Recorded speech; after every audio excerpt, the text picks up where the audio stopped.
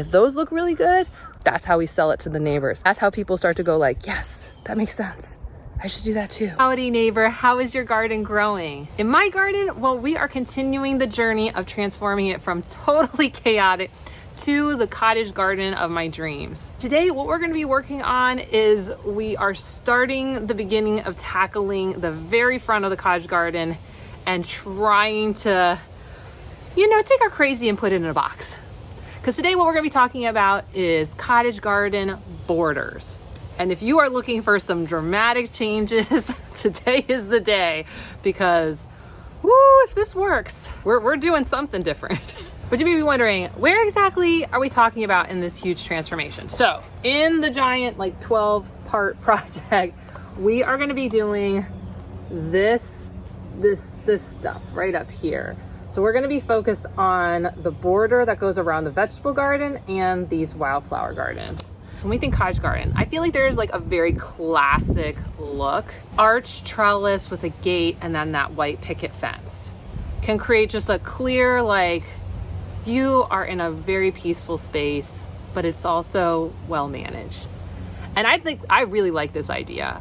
If I lived in a different style neighborhood, I would definitely be thinking about this idea, because I feel like, one, the white picket fence gives such a nice backdrop for plants to contrast off of. One of the challenges I think can happen in cottage gardens is that, especially when things aren't blooming yet, is you have green on green on green on green, and sometimes you have a lot of green in the same color range. And so if you don't have anything for them to contrast, it just becomes just like a big mushy mess, which is what I kind of feel like my front is right now. It's just there's a lot happening, but it's just kind of all mushing together. So having something that gives you some contrast, I think, can be really, really nice. And I think if you live in certain types of neighborhoods, definitely older neighborhoods with a more artisan style or craftsman style, these work really, really well. You can put them in places like your front yard and no one would think twice. My neighborhood's not like that. So while I love this idea, putting a picket fence on the front of my yard, I feel like, one, would just be super out of place for this neighborhood. And while I push boundaries all the time, I think that would be just a little too far. The second thing is that area already has some shade challenges. So by putting a 4-foot picket fence in the front, it's just going to throw more shade into the space and limit how many of the wildflowers that we can do. Because one of the big themes with most wildflowers you want to use is they like sun. So having things that add a lot of shade, not good. But if you do have that type of neighborhood that would like this is I just feel like looks so cute, definitely. And then you put the arch trellis in. The next type of material, I feel like, because I've watched a lot of northerner cottage gardens and they don't tend to have hard borders in general. They just have grass and they cut out a piece of grass and they're like, I put a wildflower garden here. And that seems to work really well for them. But I think one of the things they have that I don't have is that they get a kind of an annual reset with the snow coming through. So they can kind of see where their grass is and where their not grass areas are. And in Florida, we kind of just, well, especially where I live in Florida, there is no real reset. It's green all year round. Plants are growing all year round. It does slow down in the winter, but I mean, there's no everything dies back and you can kind of repick your spaces. It's everything's still growing and it just slows down a bit. So I don't love that idea, and that's kind of what we already had. And one of the challenges is for maintaining it. It becomes very muddled on is this in or is it out? Are we in the wildflower garden? Are we in a grass space? Should I mow this area? Should I not? Can I even have people help me landscape the area? I think that becomes really challenging. And so while this seems to work really well for colder climates, I don't really love this for me. The step above this, and I feel like a lot of Floridians and people who live in subtropical, tropical spaces use that rubber line material, because that does create a very obvious, this is the edge. There might not be a physical structure, but I'm giving you something. And honestly, I was thinking about this a lot. I was really close to this one. The challenge I kept having is that we got these really tall wildflowers. And while this usually makes sense to use when you have a building, like my house, and then a flower bed, and then you use it, this is gonna be up against the street. So I just couldn't get my head. I couldn't figure out a way for it to make sense with the design that I was kind of thinking. So I kind of walked away from that one pretty early on. Also, I just felt like it'd be super easy to lose that rubber material in all the wildflowers because they're so tall and they can grow so fast and they can take over too easily. So I just thought to myself, we probably need something a little bit more substantial, especially down. I wanted something that could like help us stop mulch and plants from falling into the stormwater drain, because especially when we hit the monsoon season of Florida and it starts gushing rain like insanely, stuff tends to just like overflow in there. And I would like something that kind of helps create a good like pushback from the stormwater drains to hold back all the nutrition we've built in our soil, not allow our plants to just easily flop into the stormwater drain and block it, which is a bad thing. Y'all gave me last year was stones. And like, I'm gonna tell you, Ben was like loving this idea. He's like, yes, let's get like these rocks. And I was really going with this. Like, actually, if you look at this doodle, if you ever notice, sometimes I'll share you with my doodle ideas. In this one, you can kind of see there's like these rocks. And we were thinking like, yeah, there could be some rocks going on here. Sourcing rocks not as easy, though I could find some. But again, I just kept feeling like they're gonna be kind of low. Is that like, are we gonna, if they're not manufactured rocks, like how am I gonna get them so close to the stormwater edge? I'm not really sure, but I love this look. I looked at lots of cottage garden designs with that. Also saw like a similar idea, but different materials from wine bottles and like water, like, you know, like San Pellegrino bottles. Looked at that a lot. The con I kept hearing for glass bottles was you hit it once with a lawnmower and they shatter and you've got glass everywhere and now you're trying to dig it out of your soil / cutting your hand for years to come. And I was like, that's not a great idea. Also, again, it's on the road. Super easy for a neighbor just to like drive up a little bit on our yard and crush a whole bunch of them. And now we got glass everywhere, which would be bad for both us and all the dogs that walk by. And I'm just gonna be honest, this neighbor right here, they constantly have people coming to their house and they love parking in front of our house. So I'm like, ooh, that's just, I see that happening and that's a bad thing. But we really like that rock idea. And like when I looked at a lot of like older, mature English cottage gardens, like there's a theme of like those beautiful like stone walls. And while I love the idea of a stone wall, similar to picket fence, a wall was just kind of like, that's a lot. But I did feel like it kind of, maybe there was something to it. Maybe there was something in there where we could take some like short walls, right? Because that's one of the things with the picket fence. I was like, you're either doing 4 feet, 2 feet's weird with a picket fence. I don't know, at least I couldn't wrap my head around how that would look, a 2-foot fence. And then again, cars driving on it and wood would just snap, and also wood just breaks down too fast for us anyway. So then you're into PVC material. Look, we went down some rabbit holes, but if this is giving you guys ideas, you know, we have some very specific things for me that I have to work through, but you might have the spaces where they work. But I was like, hey, but if we're in like that 2-foot range and it's stone, that's a horse of a different color. So like what happened with the design? So you can kind of see like there's been multiple designs, and I'll walk you through where we ended up going. So these were some of the early sketches on random envelopes, and then the sketches kind of went like this and they kept transforming. And here's kind of what I'm thinking. So imagine for a moment, so this is an arch trellis, this is an arch trellis, and this is the vegetable bed in the middle. And the idea is I'm thinking more like terraces, because I was like, one of the things that I feel like borders, but like there's supposed to be a reason for a border other than just like, here's some grass, here's not grass. But sometimes like having a purpose, and I was like, if you're elevating, right? Then all of a sudden it makes more sense like why you have borders. So here's the thought process, is that we have a terrace that's encasing the vegetable garden. And this is, look, this is important.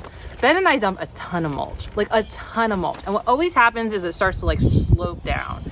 And this is how we have insane levels of tomatoes up there. We just have so much nutrition because we always dump mulch, and we use it to suppress out all the weeds because the birds love the area and they poop lots of invasive species and just weeds into the area. So I like resetting it. And if we have just like a smaller space, it's not too bad to like refill, but having something that like holds all that mulch in and not let it like everywhere would be amazing. So having like a U shape, so if you look at it from above, can you see it? It would make like a U around the vegetable garden. But that's not the wildflower part. I kept going with this like quarter circle. You forever have heard me talk about quarter circles in all my videos when I talk about this area. I just couldn't get my head around quarter circles. I was like, why is it a quarter circle? The quarter circle idea really came from the fact that the plants that I had planted kind of naturally were making a quarter circle. But it just was like, I'm like, I couldn't figure out like, but why? Why would that be the thing? But then I was like, look, I kept coming back to there was a flat front to the street. And that kind of became like a theme in the designs, was like, it looks flat from the front, but it was like, why does it arc back? There's no reason for it to arc. It's like, well, why doesn't it connect? And now you have these 3 terraces and it connects. So like from up above, it would look kind of like this. I don't know if this is easy to see, but it makes this kind of shape. And now all of a sudden it's like wildflower bed, vegetable area. From up above, a better detailed drawing. Here you go. This is kind of what it would look like. But if in your head, you're like, I can't see it, let's go look at the drawing and go look at the space. You can see this is like a ridiculously large space. And I have so much space to help bring in native plants, wildlife, all good things. But this is what I'm talking about. Okay, so now let's look at the drawing, but while actually looking at the space, so hopefully you guys can see it. So you see, we have an arch trellis here, an arch trellis here, a vegetable bed here. I know it's a little muddled because there's just so much nonsense going on. Okay, so you see the arch trellises, and now you can see the arch trellises there. And then you can see, so the idea is to give ourselves some relief, because when I looked at old videos, I was like, it was really nice when this was like not a lot. So the idea would be to have a wall come here and enclose this, and then a bed here, and then a bed here. And then this would be some sort of lawn alternative or a lawn, so that it can be managed. That's the space. Does that make more sense? That's what we're thinking. But clearly, this is gonna take a lot of steps. So the first thing we're gonna do is we're actually gonna stake out the perimeters of this, because after that, what we need to do is start finding the plants that we want to keep. So we're gonna start like putting posts in and dig out plants we need to save from all the destruction I'm going to do. So let's go grab Ben, let's go grab some posts, and let's start marking out this area.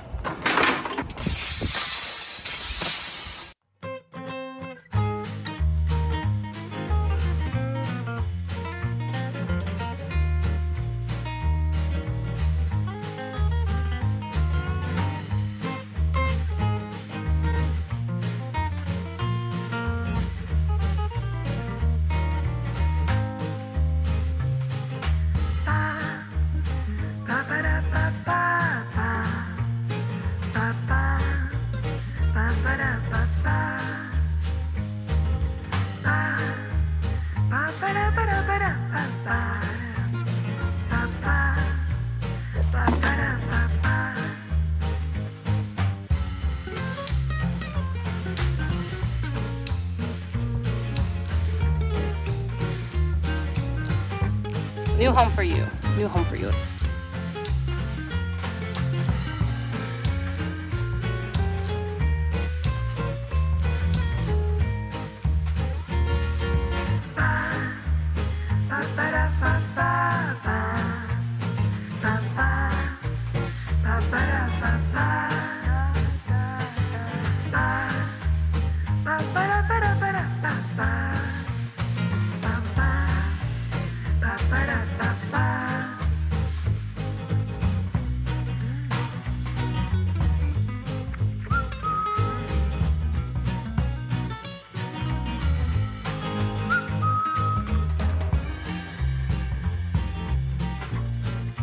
I guess one of the things we really didn't talk about is how plants could be borders in cottage gardens, which is a really good idea. And we're actually going to use that when it comes to the edge of the driveway. We have all this salt and pepper, Minothere nivea, and we'll leave it right along the driveway. So there'll still be a lot of nectar for the bees while we do this project, so I feel really bad for them. And I know they like this plant. So since it's already created a nice little hedgerow along the driveway, we're gonna just like leave that. And then I'm just gonna fill in the little gaps with blue-eyed grass. So in this area, the salt and pepper and the blue-eyed grass did a really good job of keeping everything out, but there were little gaps. So what we're gonna do is we're gonna take the blue-eyed grass from here where we're gonna have the wall the terraced wall for the cottage garden go in, and we'll move them into these little gaps so that weeds can't come back in.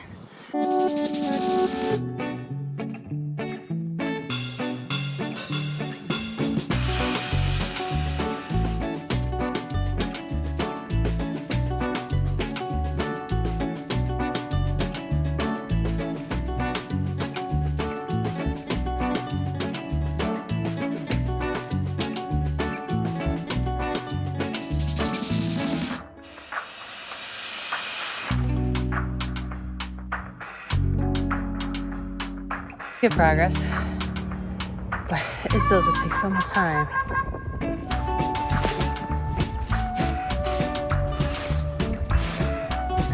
It's gonna be awesome. I'm like excited. I'm excited to start seeing this like be a thing. And I'm just excited to not look a mess anymore. That's like the real excitement. Okay, onward and upward.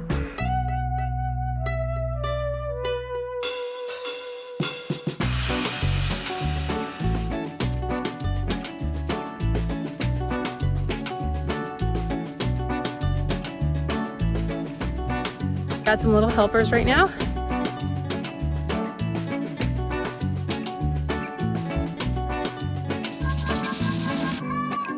And just like that, my little helpers are done helping.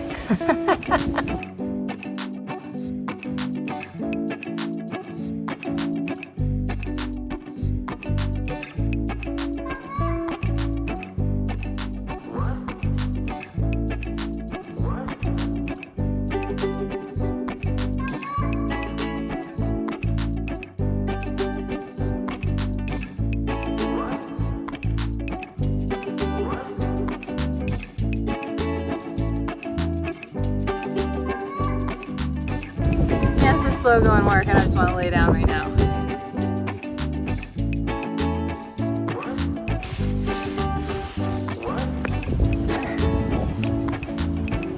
Look, I got two blocks in, and they're level. I'm gonna have to leave it there for today, and we'll have to pick it up mañana. Today is a new day, and I have spent most of the evening thinking about how we're gonna do all that. New day, new ideas, new attitude. I've got a plan, and here's what I'm thinking. So first, I rewatched all the retaining wall videos just to make sure that in my, cause like here's the thing. Yesterday was a really long day. And once we get really tired, we start making not great choices. So I rewatched all the videos just to make sure my head was on straight as I thought through this project. And there's a couple of adjustments we're gonna make. Not to the design, just to the approach. So the approach changing means I have to take all this back out. Because what I need to do is I need to go deeper this way and a little bit deeper this way. And I refresh myself so that I know what it is I need to do here. So we need to go a little bit wider so that we've got a little bit more room to put gravel behind, but also to make sure that I'm level. We're gonna take this stuff out because I do need to go a few inches more down, I think, to get this. Plus, my father-in-law brought some wood over so I can tamp this down and help get it kind of really flat. Plus, one of the videos I watched had a really good idea. And that is that even though you got your gravel stuff in here, you know, because you need the gravel stuff. I don't know what I've explained so far because it was such a long day. But basically, you're putting gravel in there so that when all the water comes, because we have a lot of water here in Florida, it can drain through without like just shifting all the dirt and like just pushing all the dirt around, because it does that. So we need the gravel for drainage. We need the gravel for leveling. But what the guy did is he used a little bit of sand, like, you know, when like a thing was like this a little or this a little, he would just like put a little bit of sand. And my husband was like, Ben, he was like, hey, should we go buy a bag of sand? And then I remembered project number 4, project number 5, there was a ton of sand. And I put a bunch of it in a 5-gallon pot because I was like, what am I doing with this? This is what I'm going to do with it. It all works out. It's all going to be good.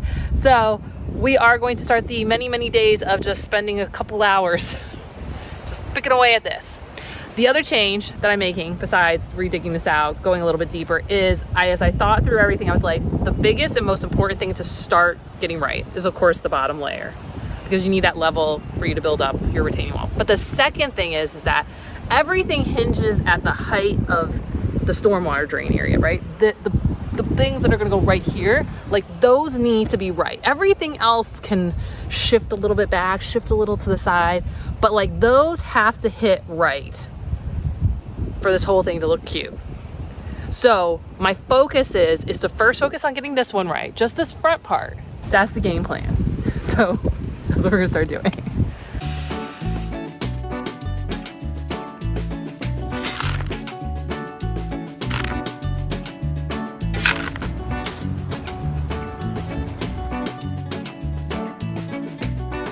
I made a trench. Look deep because it feels very deep.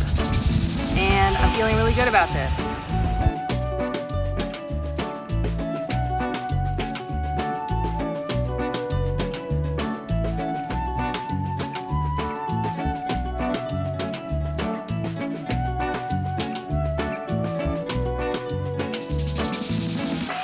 One row!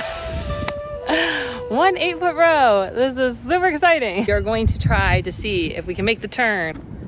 So looking at where we ended yesterday, in order to make sure this part ends up about where this trench is, we need to actually take this block that was here and turn it, which I just did. But the same goes for this side. So I need to start to turn that one because it takes 2 bricks to turn. And then basically we're already at doing a step up. So I'm gonna have to figure this whole shenanigans out.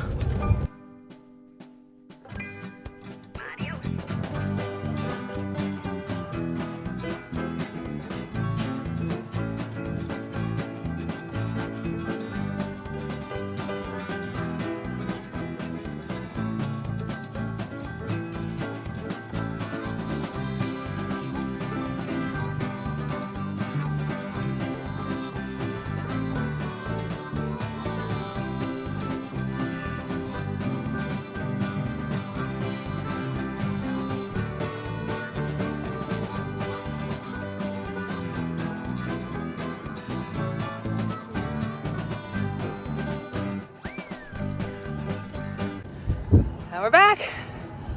We're back to do another really, really long day. Hopefully get this really, really far today.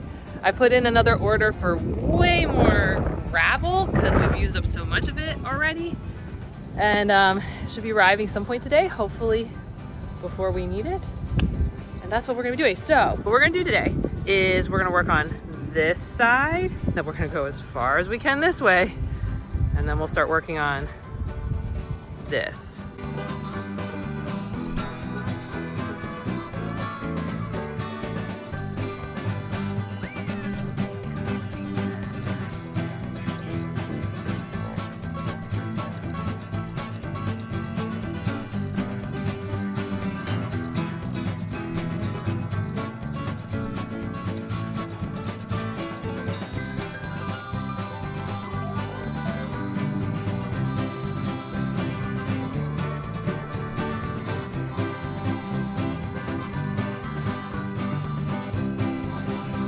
We still don't have gravel.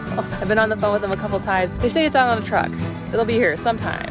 So therefore, what Ben and I have been focusing on is digging all the trenches. But for now, we can only control what we can control, and that is continuing to dig trenches. So onward with trench digging.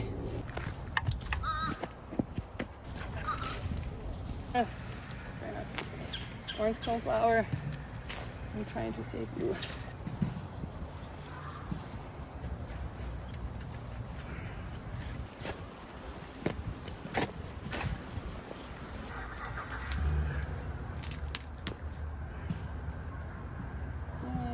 Some of it.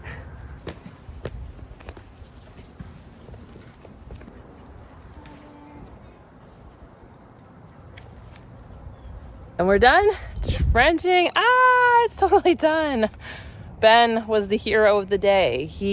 We hit where the old tree used to be and he was like ripping roots out by hand. And then of course over here, the sunshine mimosa. Woo, the weeds. Ben did an awesome job. You might be like, well, what are you? But you might be like, but what were you doing? Well, I was cleaning up tomatoes.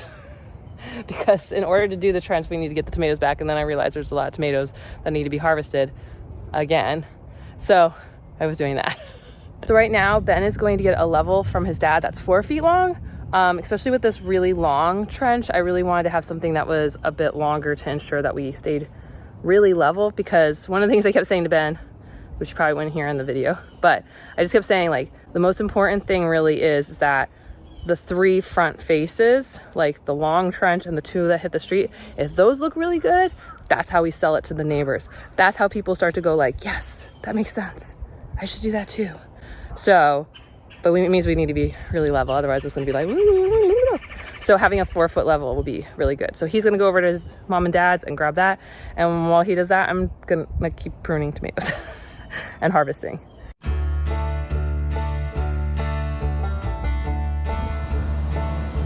Day 275. The gravel has arrived. We can now continue on with this project.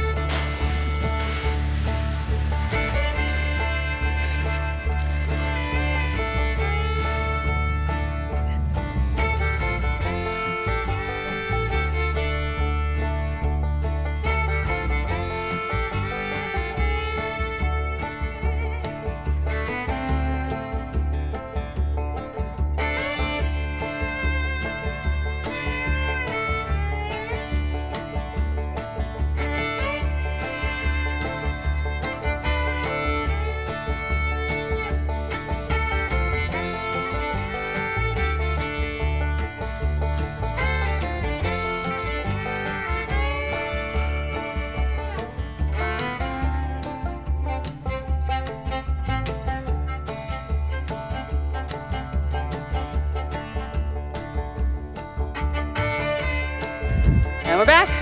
It's another day. We're gonna keep going.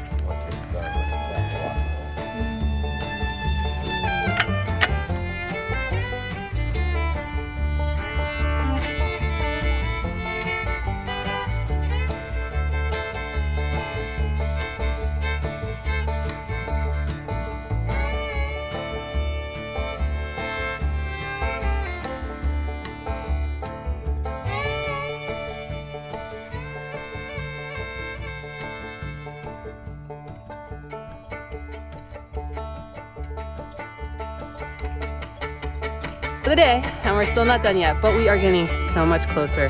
The finish line is feeling like it's getting closer and closer. So maybe tomorrow, maybe the next day, maybe the day after that, we'll pick this up where we left off. See you soon. We're back, and I believe this will be our last day doing this project, which is why I'm wearing the best day ever shirt. Today what we need to do is we are putting the 4th row on here and gluing it down. We are kind of doing like little detail work, edges, and then we are going to be backfilling the pebble behind the retaining wall so it doesn't fall backward and allows water to move through quickly, especially in the summer months, and then putting dirt in place and leveling it, and so that is all ready for us to plant something. What, I don't know yet, but that's for another day. So let's get going, putting it on, finishing up some details, putting rock in, leveling soil. Let's go.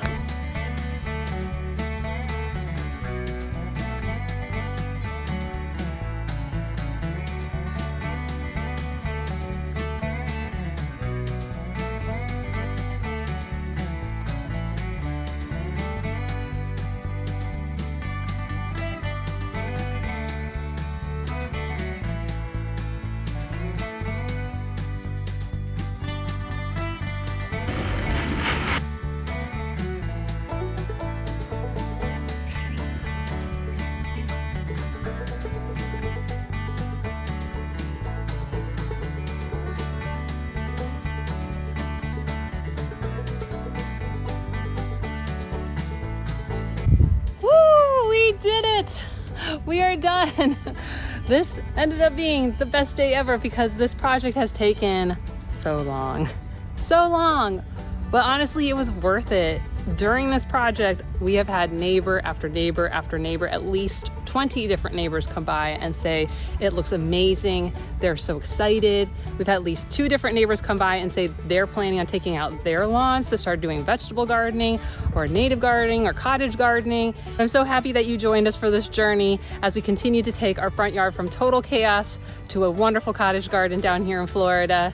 If you want to check out the entire series from the beginning plan all the way through, go ahead and check out this playlist. And if you want to check out the next project in the series, go ahead and check out this video right here. Okay, I'll see you soon. Bye.